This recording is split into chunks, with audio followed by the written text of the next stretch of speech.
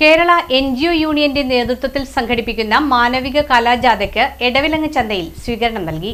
Kerala NGO union Thrissur ജില്ലാ കമ്മിറ്റിയും സർഗവേദി ജില്ലാ കലാകായിക സമിതിയുടെയും നേതൃത്വത്തിൽ ജില്ലയിലെ ജീവനക്കാർ അണിയിച്ചൊരുക്കിയ കേരളം തുടരും മാനവിക കലാജാഥയ്ക്ക് കയ്പമംഗലം മണ്ഡലത്തിലെ എടവിലങ്ങ് ചന്തയിൽ സ്വീകരണം നൽകി. എടവിലങ്ങ് ഗ്രാമപഞ്ചായത്ത് വൈസ് പ്രസിഡന്റ് സുനിത മുരളീധരന്റെ നേതൃത്വത്തിൽ വിവിധ സാമൂഹ്യ സാംസ്കാരിക പ്രവർത്തകരും ജനപ്രതിനിധികളും ചേർന്ന കലാജാഥാംഗങ്ങളെ സ്വീകരിച്ചു. നമ്മുടെ ജനങ്ങളിലേക്ക് എത്തിക്കുന്നതിന് വേണ്ടിയാണ് നമ്മുടെ ഈ കലാജാഥ ഇന്നിവിടെ എത്തിച്ചേർന്നിട്ടുള്ളത്. നമ്മുടെ ഈ കലാജാഥ ഇന്നലെ തൃശ്ശൂർ നിന്നും ആരംഭിച്ച് നമ്മുടെ ഇന്ന് വൈകിട്ട് ആണ് ഇതിൻ്റെ സമാപനം ഇരിഞ്ഞാലക്കുട വന്ന് സമാപിക്കുമ്പോൾ നമ്മുടെ ഈ പ്രവർത്തനങ്ങൾ ജനങ്ങളിലേക്ക് എത്രത്തോളം നമ്മൾ ആളുകളിൽ ഇത് എത്തിയിട്ടുണ്ട് എന്നുള്ളത് നമുക്ക് ഈ ജാഥയിലൂടെ നമുക്ക് എത്തിക്കാൻ സാധിക്കും.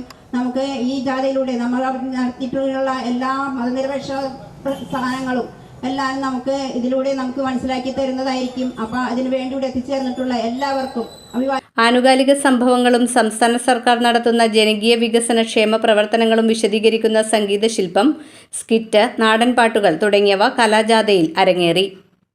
NGO യൂണിയൻ സംസ്ഥാന കമ്മിറ്റി അംഗം RL സിന്ധു, സർഗവേദി ജില്ലാ കായിക സമിതി കൺവീനർ P സുനീഷ്, ജില്ലാ സെക്രട്ടേറിയറ്റ് അംഗം C Anand, area secretary Sumesh AS, president PM Muhammad Rafi, treasurer Sheeja MJ, joint സെക്രട്ടറിമാരായ KR Shabimon, Prashobh KB, vice പ്രസിഡന്റുമാരായ KJ സണ്ണി, അഖില തിലക് തുടങ്ങിയവർ നേതൃത്വം നൽകി.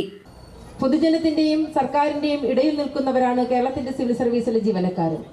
ഒരു ആശുപത്രിയിൽ എന്ത് നടക്കുന്നു, അല്ലെങ്കിൽ ഒരു പഞ്ചായത്ത് ഓഫീസിൽ എന്ത് നടക്കുന്നു, അല്ലെങ്കിൽ മറ്റേതെങ്കിലും ഒരു ഓഫീസിൽ, ഒരു PWD ഓഫീസിൽ, അത് മറ്റേതെങ്കിലും ഓഫീസിൽ എന്ത് നടക്കുന്നത് കൊണ്ടാണ് ഈ കേരളം ഇത്ര വികസനത്തിലേക്ക് കുതിക്കുന്നത് എന്ന്, എന്ത് ഇടപെടലുകളാണ് സർക്കാർ നടത്തിക്കൊണ്ടിരിക്കുന്നത് എന്ന് കൃത്യമായി പറഞ്ഞു കൊടുക്കണം. പൊതുജനത്തിന് പറഞ്ഞു കൊടുക്കണമെങ്കിൽ അത് ചെയ്തുകൊണ്ടിരിക്കുന്ന ഈ സർക്കാരിന്റെ ഭാഗമായി നിന്നുകൊണ്ട് ആ മിഷനറിയെ ചലിപ്പിച്ചുകൊണ്ടിരിക്കുന്ന സർക്കാർ ജീവനക്കാർക്കാണ് ഏറ്റവും കഴിയുക എന്നുള്ളത് കൊണ്ട് ആ രീതിയിൽ ഈ സർക്കാരിനെ നിലനിർത്തുന്നതിന് കേരളം തുടരണം.